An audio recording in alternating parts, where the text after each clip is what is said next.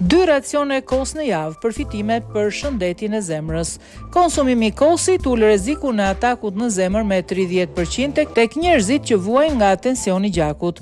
Të dhënat e një studimi të Universitetit Bostonit konfirmojnë se konsumimi të paktën 2 racione me kos në javë ul rrezikun e atakut në zemër tek femrat e prekura nga hipertensioni, e njëjta pasi ul rrezikun e atakut në zemër apo ishemis tek meshkujt me 19%.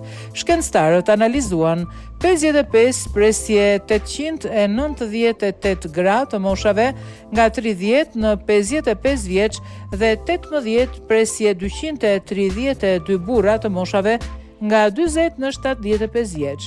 Të gjithë prej pjesëmarrësve në studim vuanin ose ishin të prekur nga tensioni i gjakut. Studiuesit konfirmojnë se kosi, që është i pasur me kalcium dhe vitamin D, ka një rol shumë mirëbërës për zemrën që shkon përtej qetësimit të saj. Probiotikët që gjenden te kosi ulin tensionin e gjakut. Justin Bendina, autori i studimit, ka thënë për Daily Mail se kosi është i nevojshëm për shëndetin e zemrës. Sipas tij, kosi mund të konsumohet veçmas ose duke u kombinuar me fruta të pasura me fibër, perime dhe drithra.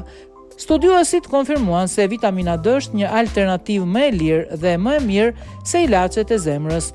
Ky suplement, që merret duke ndenjur në diell, riparon dhe parandalon dëmtimin në zemër që shkaktohet nga diabeti apo tensioni i lartë i gjakut. Vitamina D stimulon prodhimin e acidit nitrik që rregullon qarkullimin e gjakut. Për më tepër, kjo vitamin zbut stresin e brendshëm në sistemin kardiovaskular, duke shmangur kështu sëmundje apo çrregullime.